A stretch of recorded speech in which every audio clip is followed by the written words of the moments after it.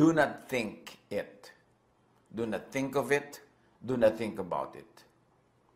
What you think of, imagine, and focus on can happen, will most likely happen. What you think of usually happens. Yung iniisip mo lagi, ginuguni-guni, iniisip-isip, ini-imagine, sinasabi, ginagawang topic, madalas yun ang natutupad sa ating buhay. At maraming biblical principles that explain that. Pati science may explanation dyan. Proverbs 4:23, be careful how you think. Your life is shaped by your thoughts. Mag-ingat-ingat daw sa pag-iisip kasi ang ating buhay ay binubuo, ginagawa, inuukit, hinuhugis, nilililok ng ating iniisip, ng ating isip, ng ating pag-iisip. Proverbs 23:7, for as he thinks within himself, so he is. Kung paano mag-isip ang tao, kung anong niloloob, siya yun. O nagiging siya yun. Kaya, bantayan kung anong niloloob, kung anong iniisip. Kasi kung hindi ka pa ganyan, magiging ganyan ka, kaiisip mo sa ganyan. Words, thoughts without words, deeds, actions, and movements without words are also prayers. And as we know, prayers get answered. Sabi ni Jesus, ask, seek, knock. And this is nothing else but prayer. Sabi ni Jesus, ask and it will be given you. Seek and you will find. Knock and the door will be open to you. But asking, seeking, knocking is also thinking. Pag iniisip mo, whether you know it or not, whether sinasadya mo or not, pag iniisip mo, hinihingi mo. At pag hinihingi mo, ibinibigay. Kaya yung walang iniisip kundi kahirapan, naghihirap. Yung walang inisip kundi yung sakit, nagkakasakit lalo. Yung walang inisip kundi mga negative things, nagkakanda-negative ang buhay nila. Deuteronomy 30:19, this day I call the heavens and the earth as witnesses against you, that I have set before you life and death, blessings and curses.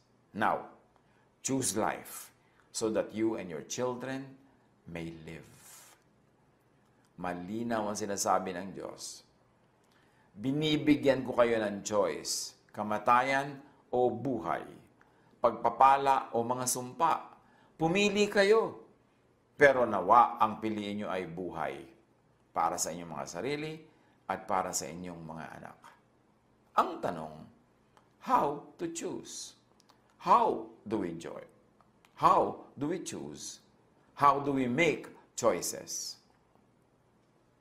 Choose by and with words, thoughts without words, deeds, actions, and movements without words.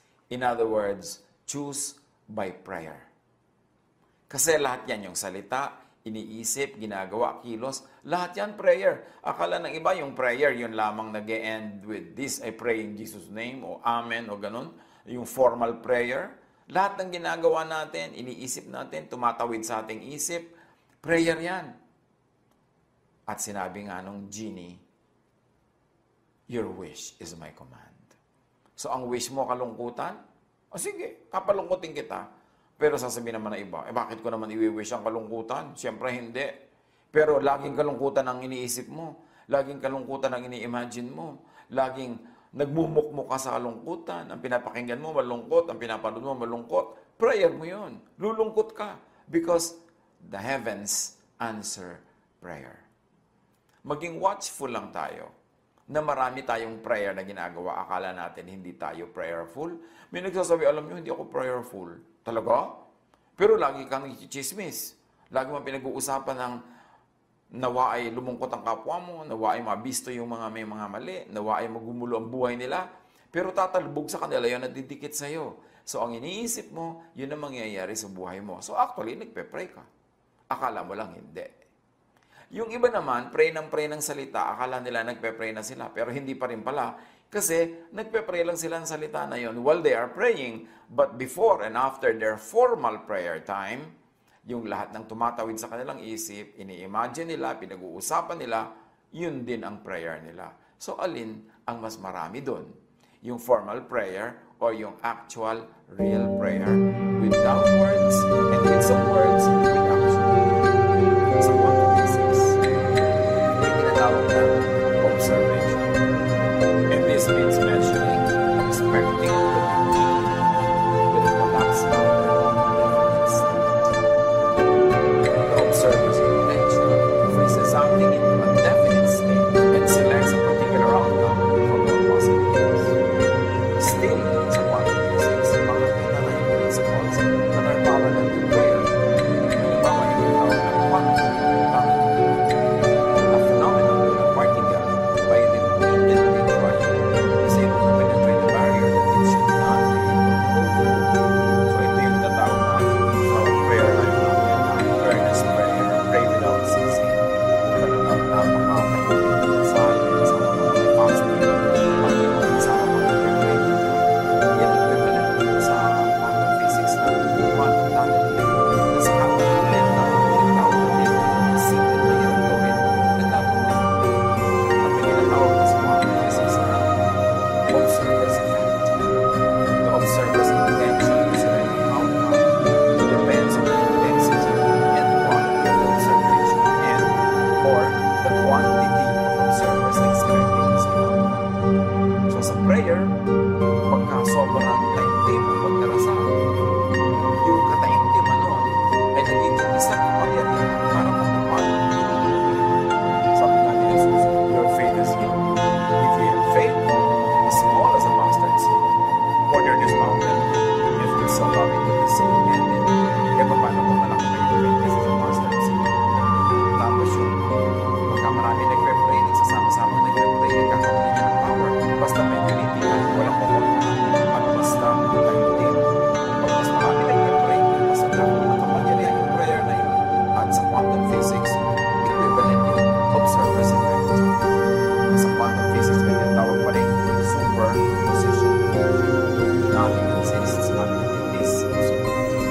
All possibilities and states are happening at the same time until it is observed. So yung sinasabi, all things are possible for those who believe. Lahat ay posible, lahat ay pwede pang maganap. Yung may sakit ay pwede bumalik. Yung mga hindi mapasa ay pwede bumasa. Hindi ko makalakad sa tubig ay nakakalakad. Yung mga kulang na pagkain ay napaparami. Nabubusog yung mga gutom. Kasi lahat ay posible. At yan yung tinatawag na superposition. Wala pang final. Wala pang final. Kahit sa Ecclesiastes sinasabi, no one can tell the future. Sinasabi ni Jesus, no one knows the time, not even the Son, not even the angels. Kasi lahat, anything, everything can happen. And superposition, quantum physics, details that it's very, very parallel with the concept of prayer. At sa neuroscience naman, imagination and action are integrated and engage the same pathways in the brain.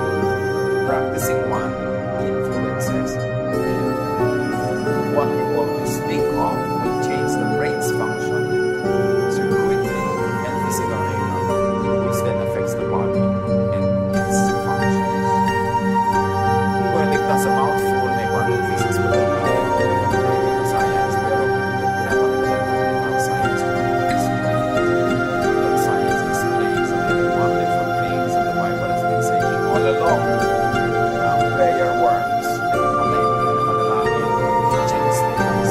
One person sa pamamagitan ng talagang tahimik na panalangin. Pwede magpabago ng mga pangyayari, magpabago at talagang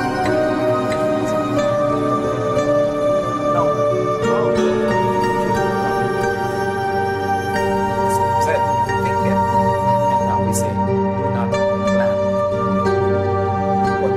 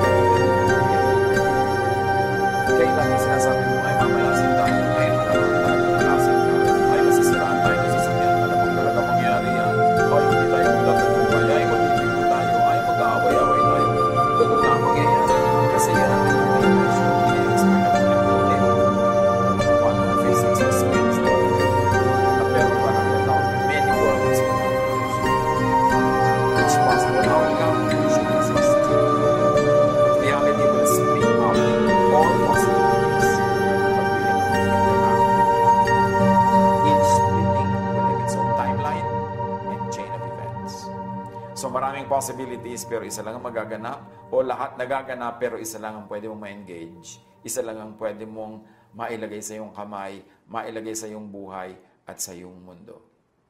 How do you avoid what you do not want in life? Do not wish it for others. Yung ayaw mong dumating sa buhay mo, huwag mong asamin, iplano na mangyari sa iyong kapwa. Kasi mangyayari yun sa iyo. E may reverse din yan, what you like for yourself, wish for others. Kung anong gusto mo mangyari sa buhay mo, yun din ang hilingin mo mangyari sa kapwa. Kasi yung gusto mong mangyari sa iyong kapwa, mangyayari sa iyo. At yung gusto mong mangyari sa iyo, pwede rin yung mangyari sa kapwa mo. Pero yung ayaw mo mangyari sa iyo, huwag mong i-wish na mangyari sa iba. 2 Corinthians 20:14, at the present time, your plenty will supply what they need, so that in turn, their plenty will supply what you need. When this is applied to what we're talking about, simple lang ang sinasabi. Kung ang kariwasaan mo ngayon ay makakatulong sa karukhaan ng iba, darating din ang panahon na ang kariwasaan nila ang tutulong sa iyong karukhaan. Kung paano ka tumutulong sa iba ngayon, ganun din sila tutulong sa iyo sa ibang araw. Kung ano ang gusto mong mangyari sa iba, kung ano ang ginagawa mo sa iba, siyang mangyayari sa iyo.